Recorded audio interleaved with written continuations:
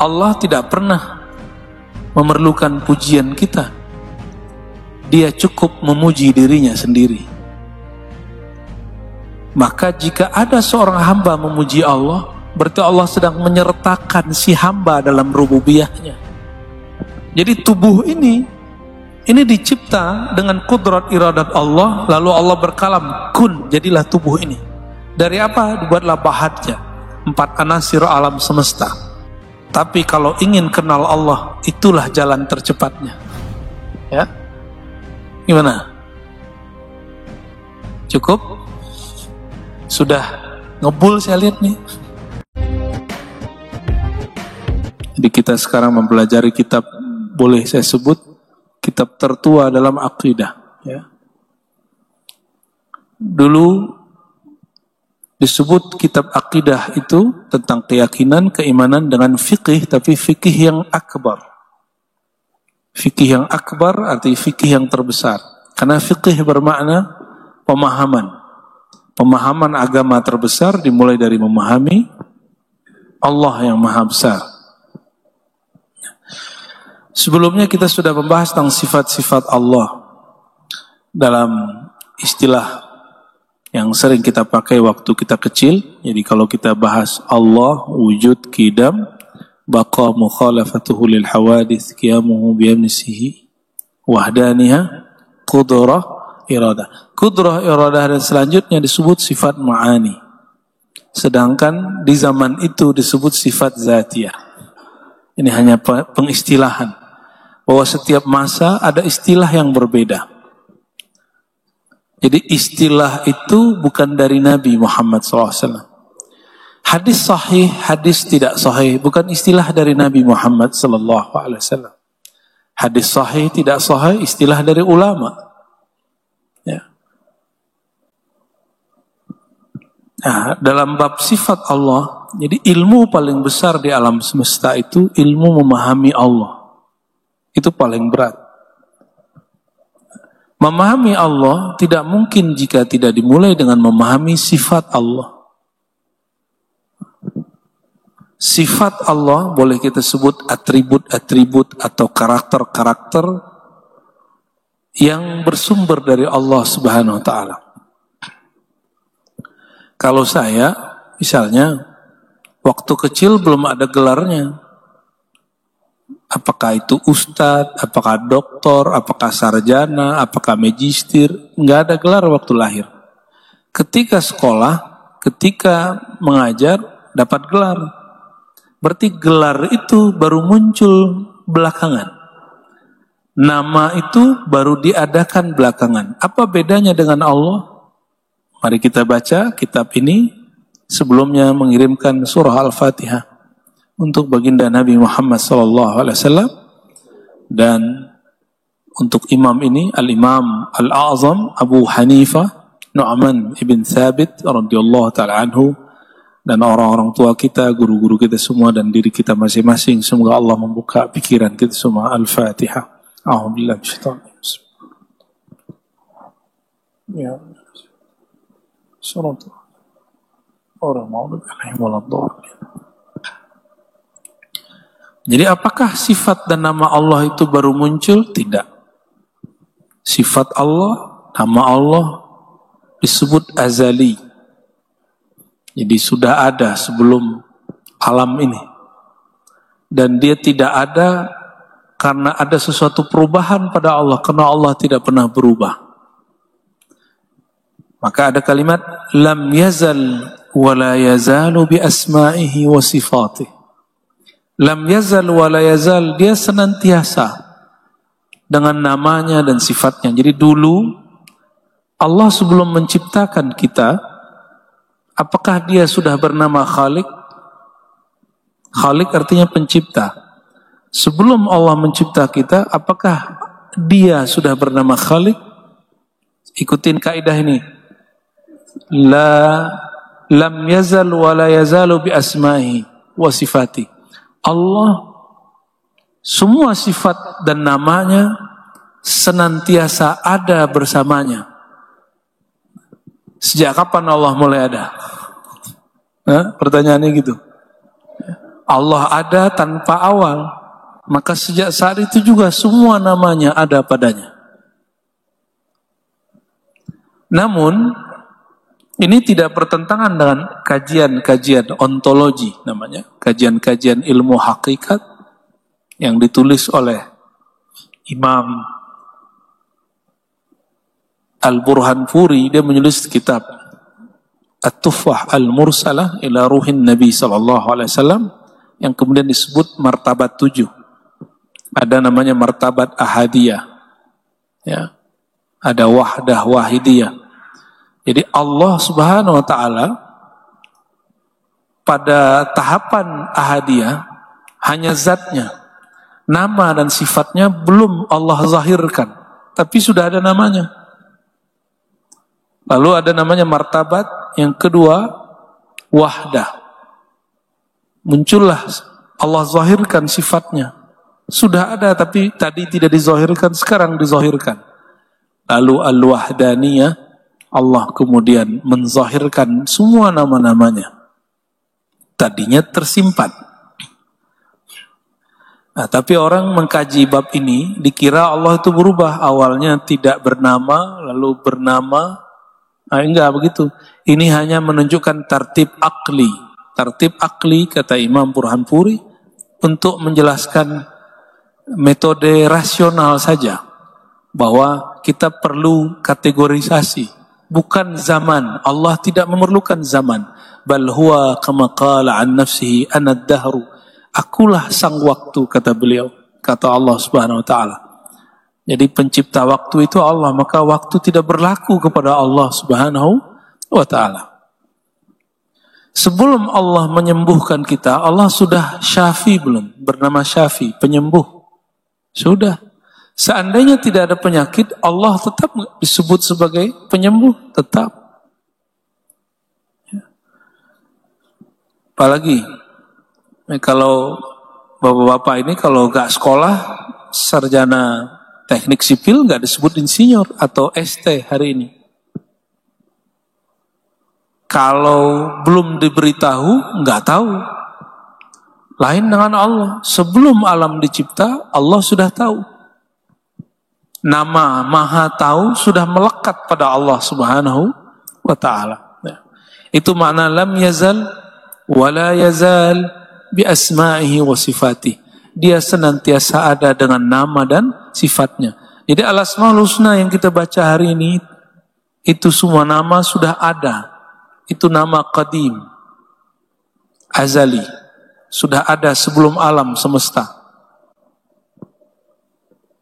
Seandainya makhluk tidak memuji Allah, apakah Allah masih disebut Al-Hamid, Al-Majid, yang maha terpuji?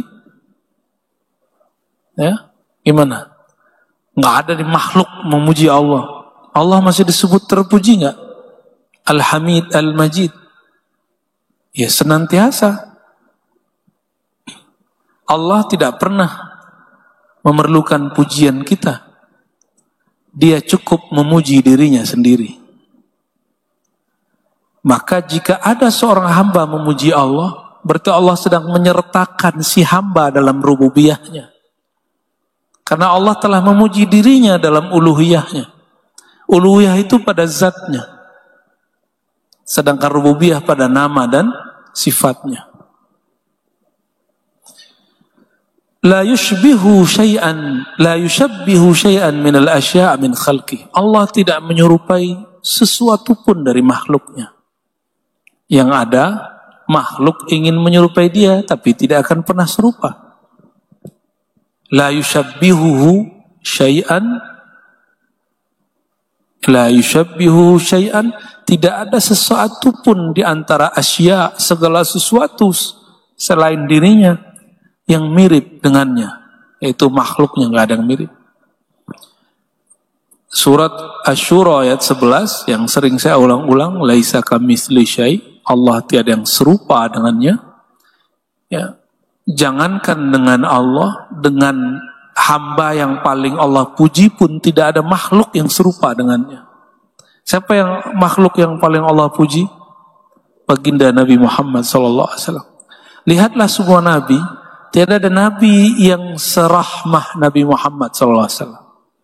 Yang paling penyayang dengan umat seperti sayangnya baginda Nabi Muhammad SAW. Tidak ada. Hatta nabi tertua di alam semesta setelah Nabi Adam, yaitu Nabi Nuh, itu tahun ke-900 dari karir dakwahnya, dia kemudian mendoakan kehancuran bagi umatnya. Nabi Muhammad SAW tidak pernah. Ya. Wala yushabbihuhu atau yushbihu sama syai'un min khalqih. Begitu juga makhluknya tidak ada yang serupa dengannya. Sesempurna baginda Rasulullah SAW, beliau bukanlah Allah. Beliau tidak pernah mirip dengan Allah. Jadi kalau ada kajian-kajian hakikat mengatakan bahwa Allah itu hakikatnya Muhammad, ini kalam berbahaya. Walaupun secara kebenarannya dapat dijelaskan, tapi nanti orang salah faham. Allah itu hakikatnya Muhammad, Muhammad hakikatnya Allah. Mungkin nanti pernah dengar begini nih, akan dengar kalam-kalam begini ke depan dari orang lain, bukan dari saya. Kalam ini berbahaya kalau dibaca di kalangan awam yang tidak ada penjelasannya. Nanti dikira Allah mirip dengan Muhammad, Muhammad mirip dengan Allah. Nah, ini bahaya. Atau Muhammad itu pada hakikatnya adalah Allah, berarti gimana? Nah, ini bahaya. Kalimatnya aja udah gak sopan kan? Memuhammadkan Nabi Muhammad tanpa Sayyidina. Itu bagi saya sudah gak sopan. Ya. Kalimat seperti ini mesti diberikan penjelasan yang aman. Allah itu hakikatnya Nabi Muhammad SAW. Agak mendingan. Allah Subhanahu Wa Ta'ala adalah hakikat wujud yang dari wujudnya diciptakan wujud Nabi Muhammad SAW. Itu baru benar. Ya. Dari zatnya Allah ciptakan zat Nabi Muhammad SAW. Tapi Nabi Muhammad bukanlah Allah. Jadi kalau ada orang nggak mau lagi sholat, ditanya, kenapa kamu nggak sholat? Jawabannya pasti begitu. Untuk apa lagi sholat? Allah sudah ada dalam diri saya, katanya. Pernah dengar begitu nggak? Oh, saya sering. Kadang kita pencari ilmu ini. Ada yang udah nggak mau sholat. Kalau kita nggak sholat, nggak usah buat-buat alasan begitu. Nggak sholat aja. Nggak usah ingkar kepada sholatnya, kafir nanti. Orang tidak sholat karena malas, tidak kafir. Tapi orang tidak sholat karena ingkar, dia kafir. Itu beda tipis tuh. Ya. Jadi seandainya betul kalimat Allah, dari wujudnya Allah memberikan wujud kepada kita. Tapi bukan berarti wujud kita pecahan dari wujud Allah. Salah juga itu. Berarti ada yang berkurang dari Allah. Kan nggak begitu. Nah, inilah kalimat ini muncul untuk mengantisipasi ada kalimat-kalimat kayak tadi. Walaupun sifat hayat hidup saya, hidup kita semua adalah anugerah dari hayatnya Allah, tapi hayat kita bukan hayatnya Allah. Hidupnya kita beda dengan hidupnya Allah. Walaupun wujud saya, wujud kita semua adalah anugerah dari wujud Allah, tapi wujud kita lain dengan wujud Allah Subhanahu Wa Ta'ala.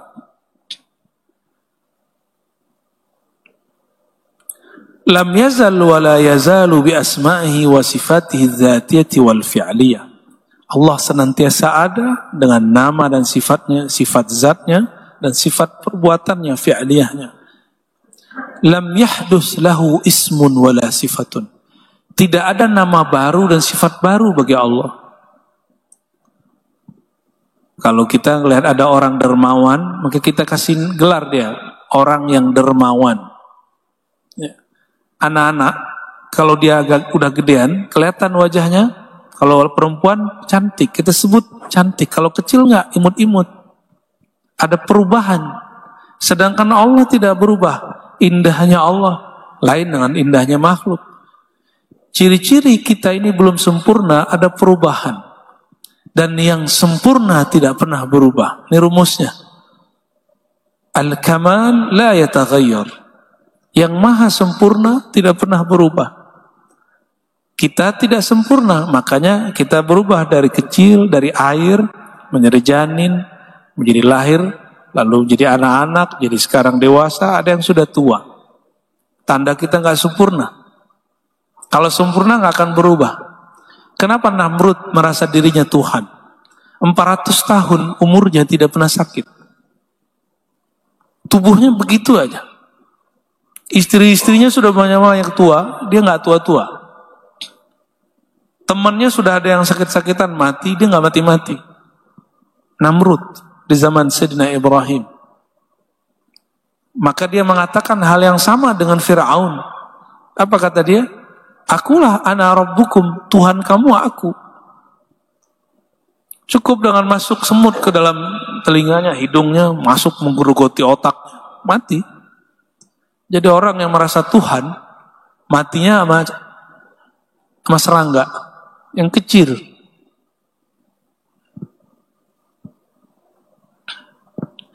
Jadi Allah Ta'ala disebut maha memberi rezeki bukan setelah dia memberi rezeki.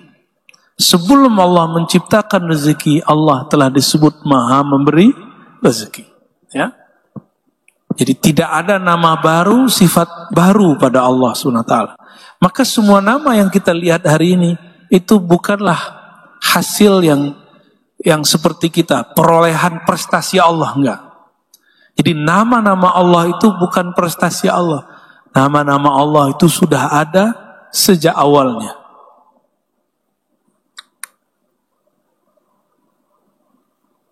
Lam yazal aliman bi'ilmih. Allah itu berilmu dengan sifat ilmu. Ini tolong dipisahin. Ada alim, ada ilm. Orang yang tahu, lalu ada pengetahuannya. Orang yang tahu, alim. Pengetahuannya ilmu. Dalam akidah Ahlussunnah dipisahkan antara ilmu dan zat yang punya ilmu. Ini materi kampus sebenarnya Pak, sama materi pesantren. Tapi saya berharap semoga jamaah ini kan educate semua. Harus paham lah. Ini bukan kajian berat, cuma jarang dikaji. Karena jarang dikaji terasa berat. Ada orang alim, ada ilmunya. Orang alim itu berilmu dengan ilmunya. Ini Ahlussunnah, ini pasangannya. Orang alim dengan ilmunya. Oleh kelompok yang disebut Mu'tazilah dan kebatinan, ini hampir sama. Orang alim bukan dengan alimnya, tapi dengan zatnya, dengan dirinya. Apa akibatnya? Itulah akibatnya. Ketika ada orang berilmu, dan dia mengatakan, Allah berilmu dengan zatnya. Kita ini pancaran ilmu Allah. Bagi dia ilmu tidak ada, yang ada zat. Allah berilmu dengan ilmunya. Itu Ahlussunnah. Ini saya ulang-ulang. Allah berilmu dengan zatnya. Itu kelompok bukan Ahlussunnah. Apa akibat berkalam seperti ini? Allah berilmu, Allah berkuasa, Allah berkehendak dengan zat. Nanti orang akan merasa dirinya adalah zat Allah. Ya, itu akibatnya. Makanya muncul tuh orang ngomong-ngomong begini, zatku, zat Allah. Itu akibat karena gagal di sini. Jadi dalam akidah Ahlussunnah, Allah berkehendak, apa bahasa Arab berkehendak? Qadir, dengan sifat kudrat. Kenapa perlu disebut Allah berilmu, mengetahui dengan ilmunya, bukan dengan zatnya? Ilmu Allah berkait dengan al-ma'lum, objek yang diketahui. Sekarang ini kita ngapain? Allah tahu nggak? Berarti kita disebut objek yang diketahui. Tadi di rumah, sekarang di masjid. Tadi kita di rumah, Allah tahu kita di rumah. Sekarang Bapak Ibu di masjid, Allah tahu Bapak Ibu di masjid. Ada perubahan nggak? Ada perubahan. Apa yang berubah? Objek yang diketahui tadi di rumah, sekarang di masjid. Pertanyaannya, apakah ilmu Allah berubah? Apakah ilmu Allah berubah? Kalau pengetahuan saya berubah, tadi saya di rumah, sekarang saya di masjid. Pengetahuan saya berubah. Tapi apakah pengetahuan Allah berubah? Inilah kenapa Imam Ghazali mengkritisi filosof Ibnu Sina. Pernah dengar Ibnu Sina? Bapak kedokteran, ternyata dalam bab akidah bermasalah. Dia tidak kafir, tapi dia bermasalah.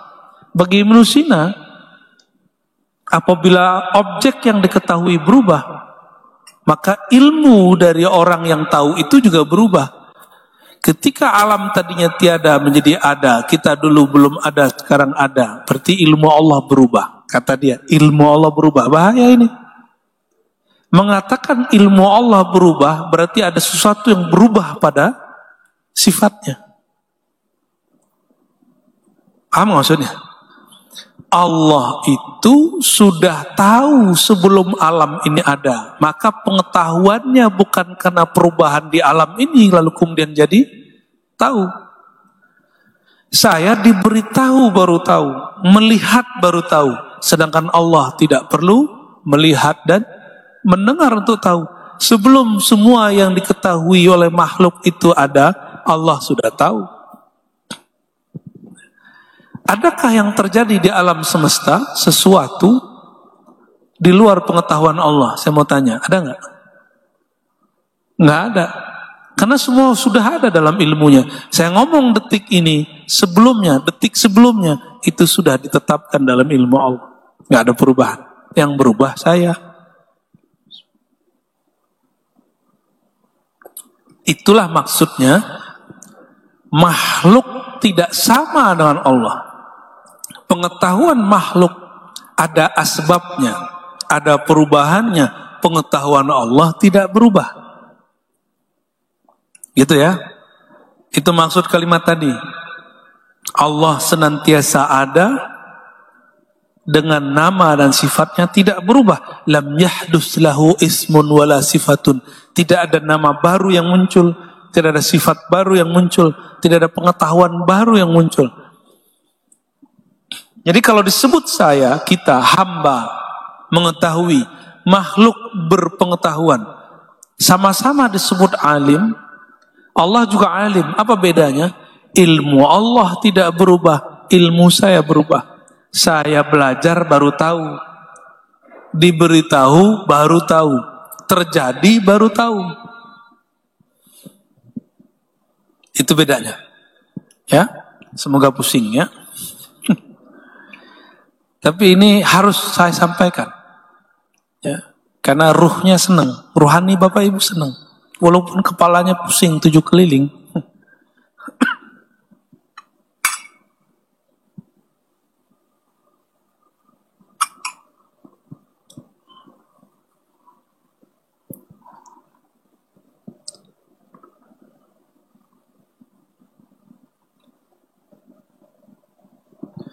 Jadi sifat Allah disebut azali. Azali itu adalah pra-alam. Apa arti azali? Pra-alam. Alam itu bermula, azali itu sebelum ada permulaan, itu namanya azaliyah. Beberapa guru saya membedakan azali dengan qadim. Qadim pada zatnya, azali pada sifatnya. Bagus juga sih ya. Tapi ada yang menyamakannya, menjadikan sinonim. Dalilnya huwal awwalu wal akhiru. Dialah yang maha awal. Maksud maha awal, tidak ada awalnya. Itu maksudnya maha awal. Maka segala sesuatu di alam semesta berawal dari kalam Allah, kudrat Allah subhanahu wa ta'ala.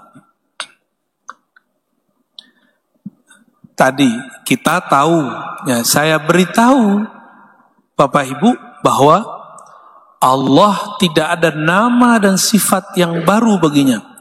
Maka yang jamaah pagi ini menjadi tahu. Orang yang tahu di depan saya, pengetahuannya tadinya tidak ada, sekarang menjadi ada. Tadinya tidak ada, tadinya tidak tahu, sekarang menjadi tahu. Tadi tidak ada ilmunya, sekarang ada ilmunya. Atau tadi ada pengetahuannya keliru. Dengan ada kajian ini misalnya menjadi lurus. Berarti ada perubahan pada ilmu. Ilmu kita baru. Baru itu disebut bahasa Arabnya makhluk muhdas, dicipta. Sedangkan ilmu Allah, kudrat Allah, kalam Allah, ya, sifatun fil azal, sifat yang azaliyah, sebelum alam ini ada. Sebelum alam ada, ya.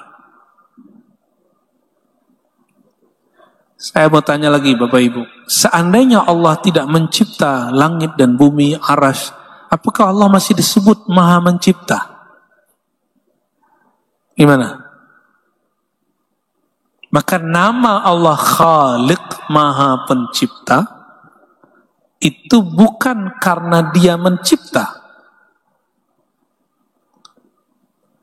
Seorang seniman pelukis disebut seniman pelukis karena dia melukis. Karena dia belajar melukis, lalu ada karyanya lukisan. Karya lukisannya itu bukti bahwa dia seorang pelukis. Bahasa Arabnya Al-Musawwir. Allah bernama Al-Musawwir, yang maha melukis alam semesta. Maka coba lihat anak kita, bapak emaknya sama, hatta dia walaupun kembar, beda nggak anaknya? Kok bisa? Apakah Bapak Ibu pernah melukis wajah anak? Enggak. Siapa yang melukis wajah mereka? Hanya identik sedikit dengan kita, sedikit dengan pasangan kita, atau dengan kakek kita. Siapa yang melukis mereka? Itulah huwallahul khaliqul bari'ul musawwir. Musawwir, Allah yang menciptakan lukisan. Lukisan alam semesta. Coba foto di belakang kita ada Gunung Bromo. Itu persis kayak lukisan. Kayak lukisan dibuat. Ada yang punya foto belakangnya Bromo? Ya. Teman saya membuat lukisan Bromo persis mirip. Beda-beda tipis. Tetap aja beda. Ya. Jadi Allah maha melukis, maha mencipta alam semesta, meskipun alam ini tiada. Jadi dia tidak disebut pelukis, pencipta, karena ada lukisannya, karena ada ciptaannya. Gitu ya. Nah, kalau dia disebut mencipta karena ada alam, berarti nama Allah itu baru. Beda-beda tipis sama kita.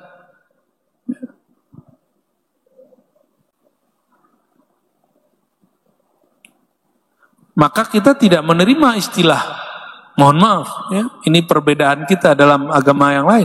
Tuhan Bapa, ya, kita nggak terima istilah itu. Ya kalau mereka mau pakai urusan mereka, tapi dalam akidah kita nggak ada. Kalau Tuhan Bapa kan ada anaknya berarti. Ya. Tuhan Bapa, Tuhan Bunda. Kemudian ada anaknya, ada Roh Kudusnya. Kita tidak perlu menghina ajaran mereka, tapi cukup kita katakan kita berbeda. Dalam akidah kami, nama Allah tidak ada yang baru. Sedangkan sebutan Tuhan Bapa, itu kan baru setelah ada anaknya bernama Isa atau Yesus. Kita berbeda, gak perlu kemudian tengkar, ya kan? Gak perlu bunuh-bunuhan kan? Kalau beda, beda-beda aja, ya. Kalau mereka nggak sepakat ya nggak ada masalah. Wal fa'il huwa Allah Ta'ala wal fi'lu sifatun fil azal wal maf'ul makhluk. Imam Abu Hanifah mengatakan Allah pelaku ja'ala fa'ala melakukan sesuatu, perbuatan Allah itu juga azali, perbuatan Allah. Artinya Allah itu berbuat bukan di alam, bukan karena ini alam baru, lalu kemudian perbuatannya ini dihukumi baru. Ini perbedaan dengan Imam Asy'ari, perbedaan istilah aja ya. Perbuatannya azali, sedangkan yang objek yang dibuatnya, makhluknya disebut makhluk, muhdats baru. Perbuatannya tidak baru.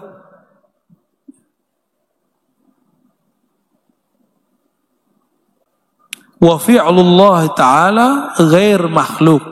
Perbuatannya tidak makhluk, tapi objek yang dilakukannya makhluk. Kita ini objek ciptaan Allah, maka kita dicipta. Tapi kemampuan Allah mencipta kita itu bukan makhluk.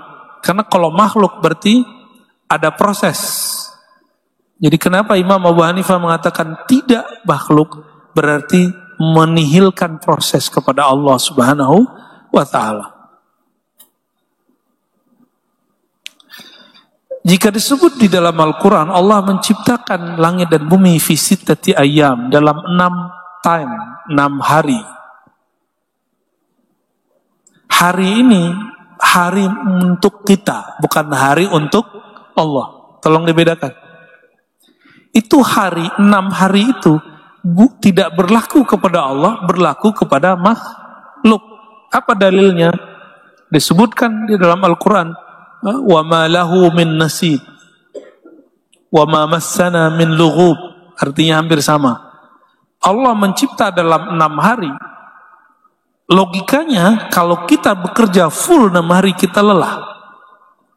Allah mengatakan Dia menciptakan langit dan bumi selama 6 hari dan Dia tidak pernah lelah. Maksudnya hari itu berlakunya untuk kamu, tidak berlaku kepadanya.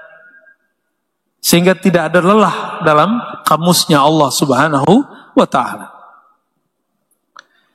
Kita bekerja dari pagi sampai sore. Kadang-kadang di kendaraan kita ketiduran, benar nggak? Benar Pak? Ya? Naik MRT ketiduran. Sering nggak? Ya, kadang-kadang kelewat. Oh, tinggal balik lagi kan? Yang enak kalau sudah pakai ojek online, ya. Nanti orang kasih tahu, udah sampai Pak, ya. Kan gitu. Tapi ketika kita kemudian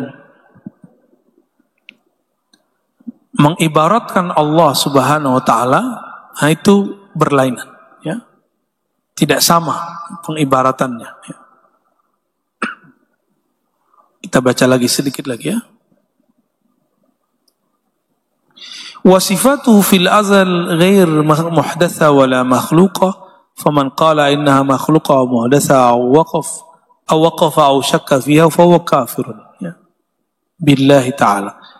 Yang mengatakan bahwa aktivitas Allah itu makhluk atau ragu atau tawakuf, dia kufur. Ini perkataan Imam Abu Hanifah.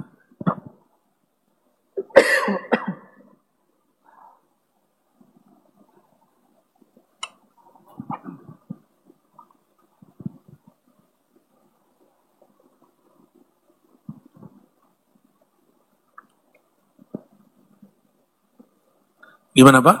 Udah tegang? Atau bengong? Jadi ingin memahami Allah, Asmaul Husna yang Bapak Ibu baca itu bukanlah baru. Allah disebut Rahman, bukan setelah Dia menyayangi makhluk, itu maksudnya. Hanya menegaskan itu. Sebelum ada makhluk yang disayangi, Allah telah menyebut dirinya Rahman.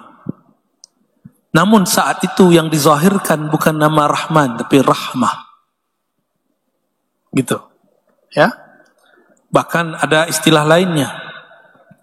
Itulah kenapa disebut ar-ruh, yas'alunaka 'anir ruh. Ya. Dan lain istilahnya, ya. Karena ar-ruh, rahmah itu dimensinya dimensi sebelum alam ada, maka dijawablah ketika orang-orang Bani Israel bertanya, ahli kitab bertanya, wahai Muhammad, apa itu hakikat ar-ruh? Apa jawaban beliau? Allah berfirman, qulir ruh min amri rabbi. Katakan hai Muhammad, ar-ruh min amri rabbi. Ar-ruh itu rububiyahnya Allah, urusannya Allah. Maksudnya alam, dia masuk ke dimensi sebelum ini. Disebut alam amriyah. Ulama kita berbeda pendapat. Alamul amr itu apanya azali, lalu apanya alam ini? Karena alamul amr tidak dicipta. Imam Abul Hasan Asy'ari mengatakan ketika ada ayat lahul amru, ya, dibedakan dengan al-khalqu. Jadi di Quran itu dibedakan. Amr, Allah perintah. Perintah Allah, kalam Allah tidak makhluk. Sedangkan khalq itu kalam Allah tentang mencipta makhluk, objeknya baru. Jadi tubuh ini dicipta dengan kudrat iradat Allah, lalu Allah berkalam, kun, jadilah tubuh ini. Dari apa? Dibuatlah bahatnya, 4 anasir alam semesta. Maka Bapak Ibu ini, bahannya tanah doang atau ada airnya? Ada airnya. Ada tanah, ada air, nggak ada udaranya, nggak bisa napas. Hidup nggak? Nggak mungkin. Ada 3 ini, tapi tidak ada pembakaran dalam tubuh. Hidup nggak? Nggak hidup juga. Maka ada 4 dalam tubuh kita. Tanah, api, tanah, air, udara, api. Coba kalau jalan. Kita kalau jalan berkeringat, badan kita jadi panas. Benar nggak? Atau coba mandi malam hari. Tubuh kita lebih dingin dari air atau lebih hangat dari air? Yang mana? Malam hari coba mandi. Pernah mandi malam hari nggak? Kalau belum nikah belum tahu tuh ya. Kalau sudah nikah ngerti lah. Cuma jangan mandi pakai air hangat dulu. Coba mandi pakai air dingin. Jangan langsung guyur kepala. Berwudu dulu sehingga tidak kaget badannya. Baru kemudian mulai yang kanan, kiri, lalu kepala. Itu cara mandi kalau malam hari. Ada orang pingsan ya di kamar mandi karena dia langsung guyur kepalanya. Tubuh kita ya bisa lebih dingin atau lebih hangat daripada air. Jika mandi pakai air dingin, awalnya terasa dingin, lama-lama terasa hangat. Berarti tubuh kita pun punya ada suhunya yang kadang-kadang melebihi air, kadang-kadang kurang daripada air.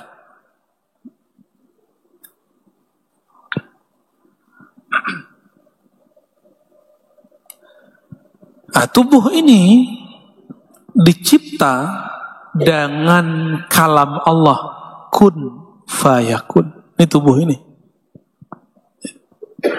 Inni khaliqun basharan min tin. Makanya orang-orang kalau ngobatin, itu guru-guru tua saya kalau mau ngobatin muridnya, itu bacakan ke air atau kepada herbal-herbal, ada kalimatnya, kun fayakun. Kedengeran sama orang, kun. Ya, jadi Pak Dukun nih sekarang. Jadi dulu menyebut kata kun itu untuk pengobatan positif. Tapi hari ini kata dukun jadi negatif. Nah, di tubuh ini itu adalah kun. Kalam Allah kun. Kalam Allahnya tidak makhluk, objek yang dikatakan kun. Apa arti kun? Hendaklah engkau menjadi ada. Hendaklah engkau menjadi wujud, maka dia menjadi wujud. Kalam Allah ini tidak makhluk, tapi objek yang menjadi dengan asbab kalam ini, kita itu adalah makhluk. Setelah Allah cipta, dari mana Allah cipta tadi? Nah, asalnya daripada anasir tanah. Setelah cukup kuat, baru ditiupkan ruh. Dan ar-ruh itu disebut min amri rabbi. Tidak disebut khaliqun, Allah menciptanya. Hanya disebutkan min amri rabbi. Inilah rahasia bab ar-ruh. Saya hanya boleh buka sampai di situ. Ya. Sudah di skip kajian berikutnya. Maka imam kita sepakat mengatakan bahwa ar-ruh bukan dari alam ciptaan tapi dari alamul amr. Dikatakan oleh Imam Ghazali, ya, dikatakan oleh Imam Fakhruddin Ar-Razi, dikatakan oleh Imam Subki. Mereka semua mengikut ayat ini. Meskipun ada hari ini orang-orang mengatakan bahwa ruh dicipta. Ruh dicipta berarti bukan ar-ruh yang min amr rabbi, berarti ruh bermakna jiwa. Ruh bermakna jiwa dicipta, tapi ruh bermakna hembusan Allah, amrullah, tidak dicipta. Disebut min amrillah. Terus apa istilahnya? Ya istilahnya min amrillah, udah cukup. Jadi kita nggak usah istilahkan hal-hal yang membuat kepala kita terbebani. Itu aja bedanya. Ya, ada yang ngotot-ngotot. Ya, Ustadz juga atau Quran bahwa ruh dicipta. Dalilnya bukan dalil. Ada kitabnya bukan al-arwah. Bedakan al-arwah dengan ar-ruh. Al-arwah itu berkait dengan jiwa. Ruh-ruh, jiwa-jiwa artinya itu dicipta. Sedangkan ar-ruh yang disebut aku tiupkan ruhku, hanya Allah yang tahu rahasianya. Tapi kalau ingin kenal Allah, itulah jalan tercepatnya. Ya. Gimana? Cukup? Sudah ngebul saya lihat nih.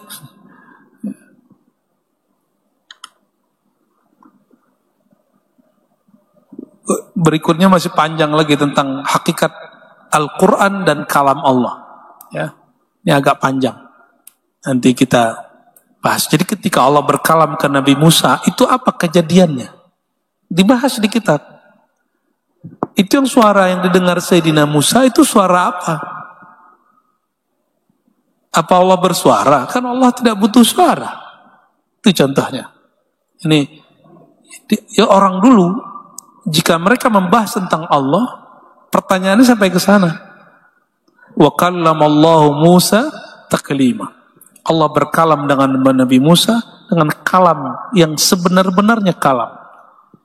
Kalam Allah tidak berhuruf, tidak bersuara. Tapi ketika dibaca Bismillahirrahmanirrahim ada suaranya. Apa bedanya? Nah, nanti dibahas, ya, insyaallah. Nah, jika faham bab ini, akan faham juga apa yang terjadi pada Sidi Syekh Abdul Qadir Jilani. Apa kata beliau? Jika engkau menghadapkan dirimu kepada Allah sehingga dirimu lenyap, engkau akan mendengar Allah berkalam, ana rabbuka. Akulah Rabbmu. Kata siapa? Syekh Abdul Qadir Jilani. Itu ditulis oleh beliau dalam kitab Al-Fathur Rabbani. Ditulis. Ini bukan rahasia, sudah ditulis. Nggak usah di situ.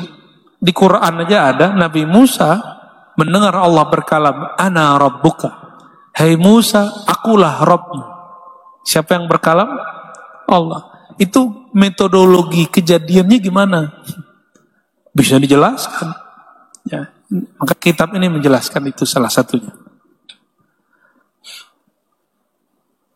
Tapi bab ini dulu ada ribuan ulama kita menjadi korban karena bab kalam. Dulu Imam Ahmad disiksa bertahun-tahun cuma karena bab kalam. Jadi ini pembahasan walaupun ada terbersit di teman-teman ini, tuh apa bahas-bahas begitu hari ini? Hari gini bahas gitu ya. Hati-hati juga ngomong begitu, ya. Pembahasan ini telah membuat banyak ulama dulu terbunuh. Ada seorang imam namanya Ahmad bin Nasr, seingat saya, itu disalib cuma karena masalah bab kalam. Waktu itu berkuasa kelompok namanya kelompok Mu'tazilah, mengatakan kalam Allah makhluk. Imam Ahmad bin Nasr ini gak mau bilang begitu. Akhirnya disiksa karena beliau ini seorang guru paling terkenal, lebih tua dari imam yang lainnya, maka dia dibunuh lalu disalib di tengah kota. Bertahun-tahun tidak pernah dikubur. Ganti khalifah namanya Mutawakkil, baru kemudian dikubur. Itu terjadi. Jadi bab ini sejarahnya berdarah-darah. Maka perlu diulangi kajian ini supaya kita tidak mengulangi sejarah. Bahwa agama jika sudah dibawa ke ranah politik, satu aliran jika sudah dijadikan sebagai panduan orang berpolitik, ini bahaya. Ini kejadiannya dulu begitu. Ya, coba lihat, gak usah jauh-jauh, Saudi aja. Saudi sekarang pemahaman agama resminya apa? Salafiyah, Wahabiyah. Maka selain mereka sudah nggak boleh. Dahulu 4 sudut Masjidil Haram itu 4 imam. Jadi orang yang biasa kunut masih boleh kunut di sana. Yang nggak kunut juga pindah sampingnya. Dan nggak ada masalah. Sekarang dipaksa satu pemahaman. Ya. Orang cerdas itu yang memaksa semua orang satu faham atau yang menghargai perbedaan. Mana yang disebut orang cerdas? Hah? Yang menghargai perbedaan. Itu. Ya. Oke, barangkali itu jam 6 mungkin ada 2 pertanyaan, boleh? 1 bapak-bapak, 1 ibu-ibu. Ya, silakan. Ibu-ibu kalau mau tanya.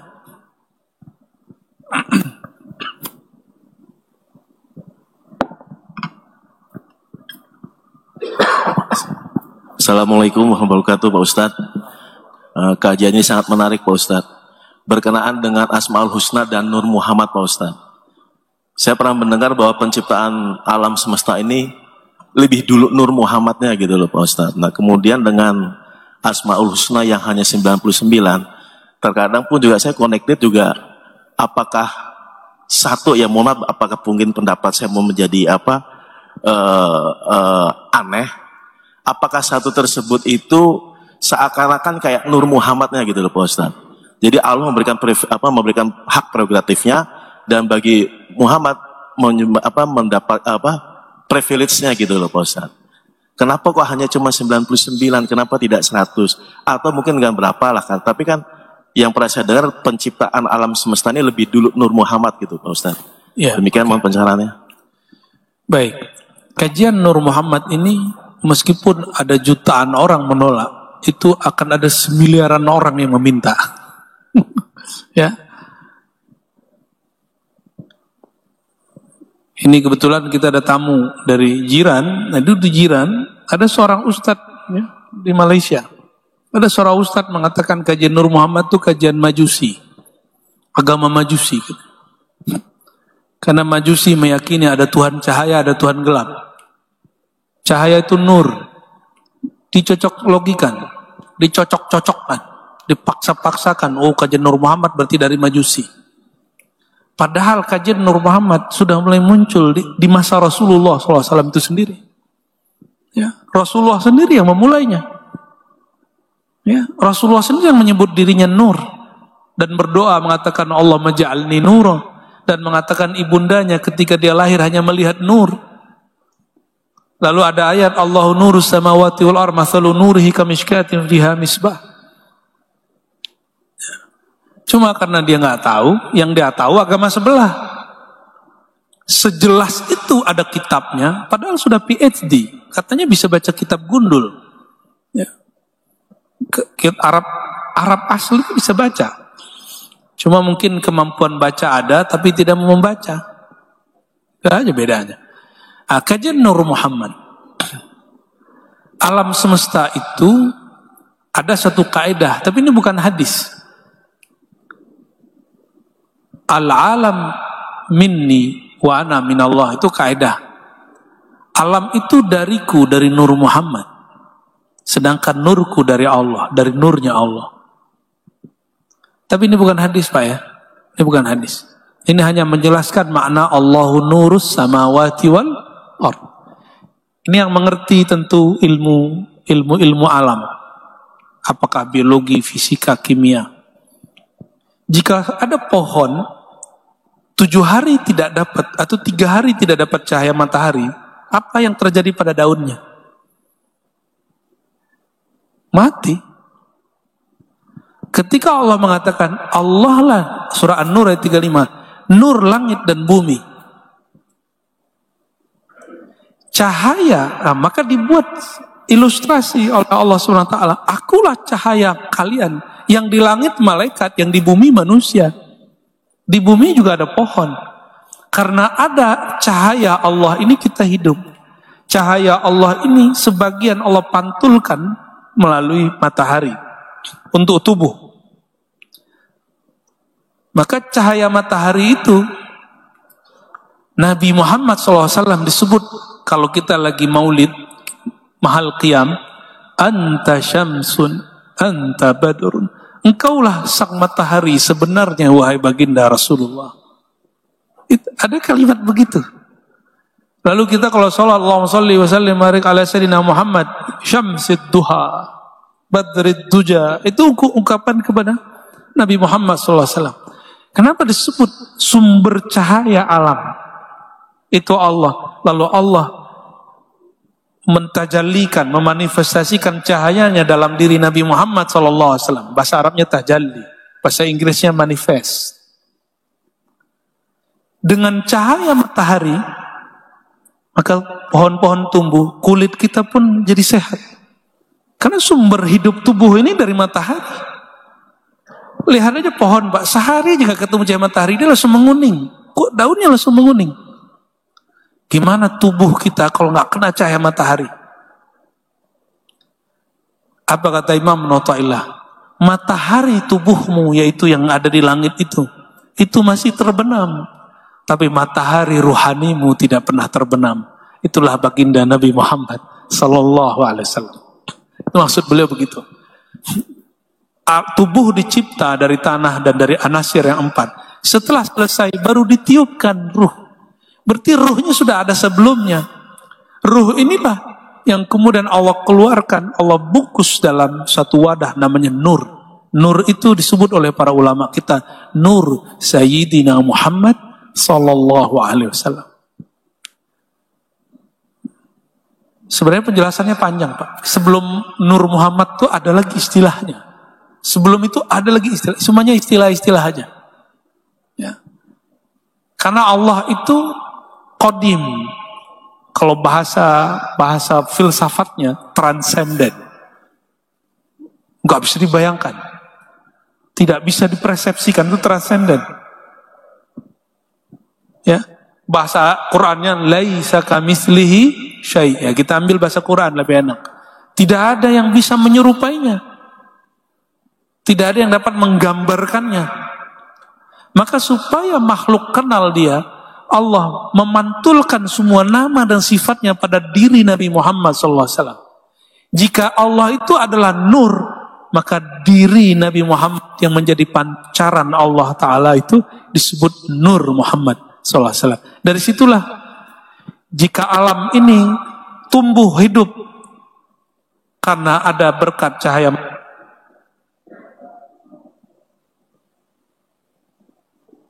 sama, juga akan ada ruh kita ini hanya ada dengan cahaya baginda Nabi Muhammad SAW. Ya. Tapi ingat, harus beradab menyebut itu. Ya.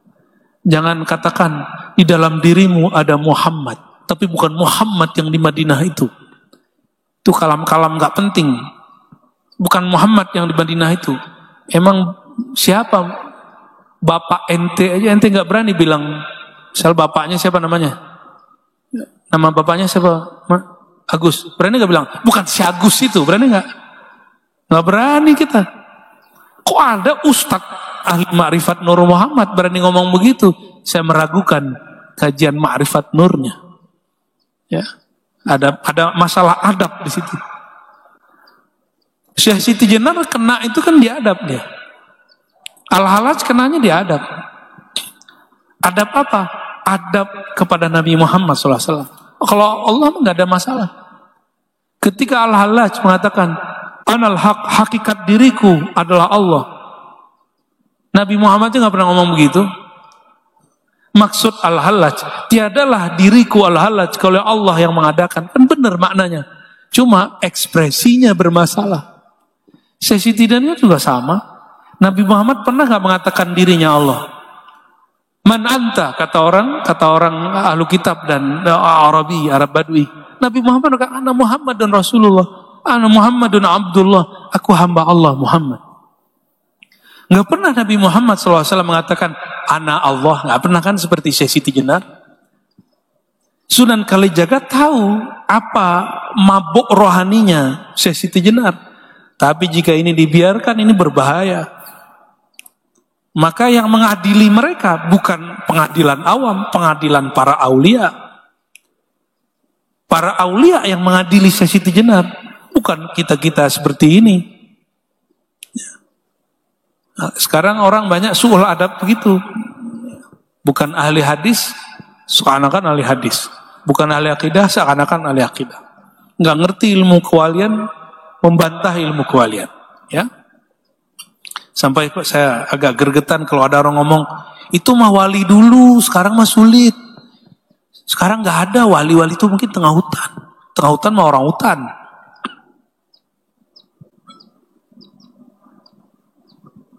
Kekasih Allah itu Allah sembunyikan di antara sisi manusiawi kita. Dia kerja kayak kita, menikah kayak kita, rumah tangganya konflik kayak kita. Dia lelah lah menghadapi hidup biasa. Sehingga orang ngomong, masa sih dia kekasih Allah gitu. Ya barangkali gitu. Jadi alam semesta itu adalah buah daripada nur Sayyidina Muhammad SAW. Sebagaimana alam ini adalah efek daripada cahaya matahari. Dan Nabi Muhammad itu adalah matahari rohani.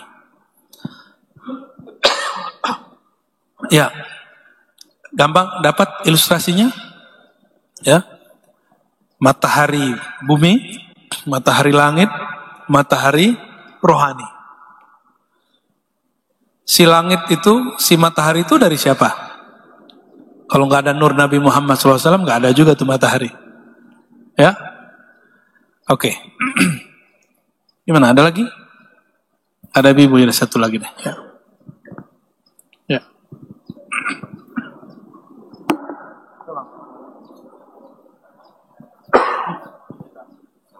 Tadi imam menyampaikan surah wallahu qaribum minal muhsinin. Al-ihsan an ta'budallah ka'annaka tara fa illam takum tara fa innahu yara. Untuk bisa mengenal Allah, kita harus seperti apa yang tadi Buya jelaskan, bermakrifatullah bi asma wa sifat. Dan jalan tercepat tadi Buya mengatakan dengan ma'rifatur ruh. Cuma sayang sudah di skip kajian itu, dan kita berharap suatu hari nanti ke depannya bisa dibuka kembali agar bisa doa aja yang banyak. Tapi pertanyaannya Buya, agar kita bisa qorib dengan Allah, mujahadah apa yang bisa dilakukan seorang hamba agar bisa kolbunya dekat kepada Allah. Terima kasih. Assalamualaikum warahmatullahi wabarakatuh. Assalamualaikum. Sekarang yang paling gampang itu Thariqat Nur Muhammad namanya. Itu yang dulu dibuka oleh Syekh Muhammad bin Abdul Karim As-Samman di Madinah. Dibawa pulang oleh Syekh Abdul Samad Falimbani, Muhammad Arsyad Al-Banjari, Daud Fatani. Thariqat Nur Muhammad sallallahu alaihi wasallam. Jadi dari isim Allah An-Nur. Nama Allah An-Nur. Bahwa meyakini tidak ada di alam semesta ini satu biji zarah pun, bahkan dalam diri ini satu sel pun, kecuali dia berasal dari pancaran nur Sayyidina Muhammad sallallahu alaihi wasallam. Itu paling gampang. Karena bab ruhnya lagi di skip, kembali lagi ke bab nur. Jadi tahapannya gini, kajian Nur Muhammad SAW, lalu kajian Ruh Ahmad, lalu kajian Zat Ahad. Itu tahapannya. Paham ini, baru ketemu nanti imam akhir zamannya. Baru kita nggak akan salah insya Allah memahami konsep akhir zaman.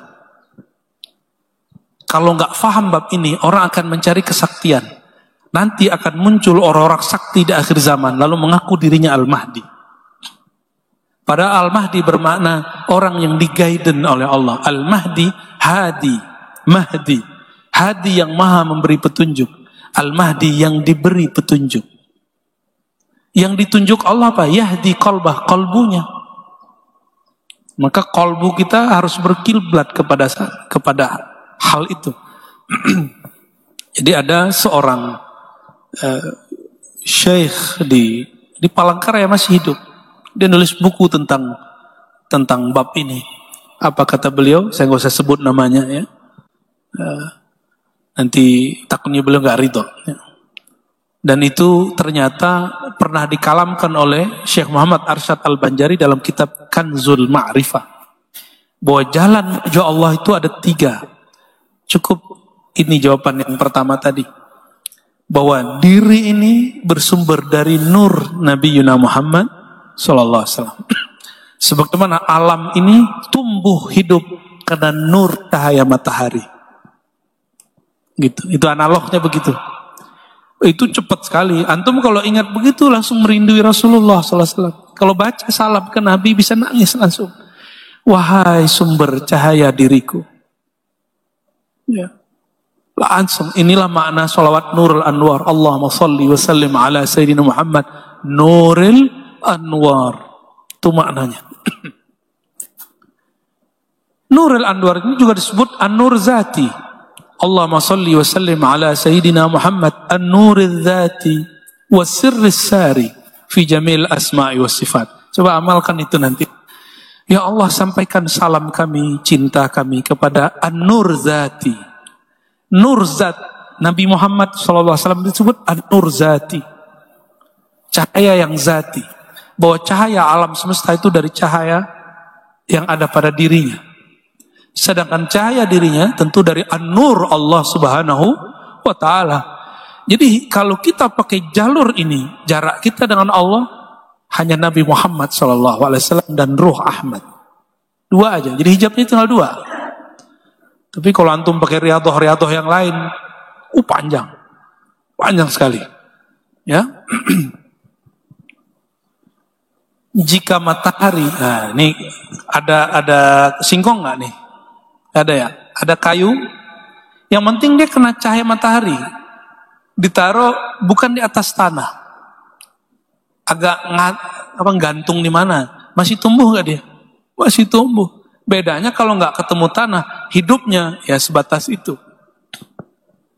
Maksudnya paham nggak nih? Kalau diri kita sudah paham bahwa diri kita dari Syamsid Duha Nur Sayyidina Muhammad Sallallahu Alaihi Wasallam, ya, maka antum itu kalbunya akan mati jika tidak terkena limpahan cahaya Nur Sayyidina Muhammad Sallallahu Alaihi Wasallam. Inilah kenapa muncul hadis Nabi, man shalla alayya sallallahu alaihi asyra marrat. Siapa yang salawat kepadaku sekali, maka cahaya yang melimpah kepadanya 10 kali.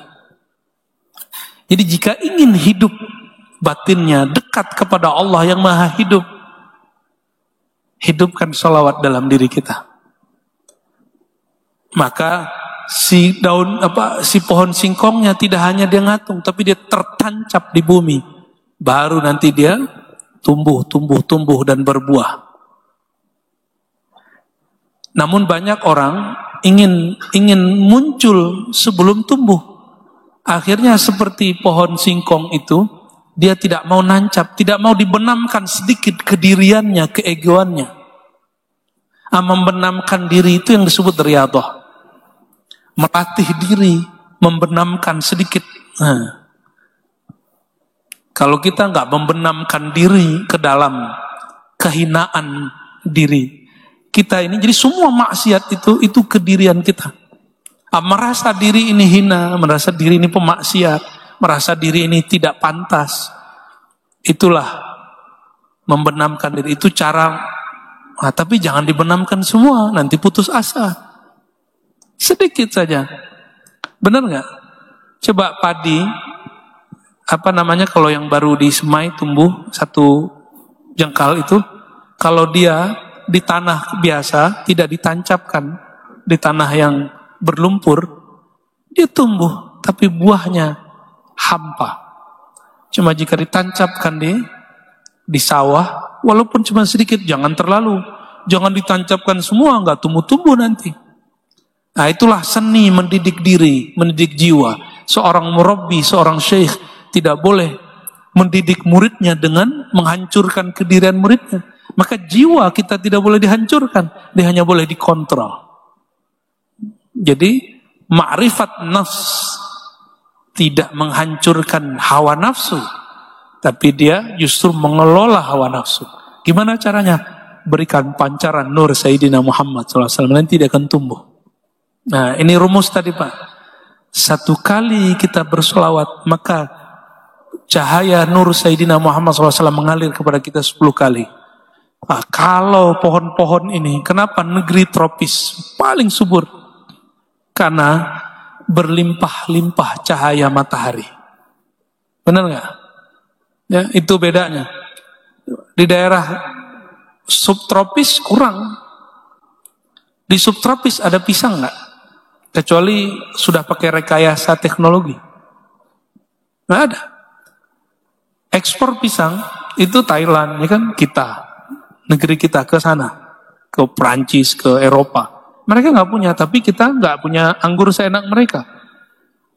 Oh ternyata sesekali kita harus ngasih jarak kepada suhu yang dingin. Maka nanti ada juga pohon-pohon, buah-buah yang tumbuh.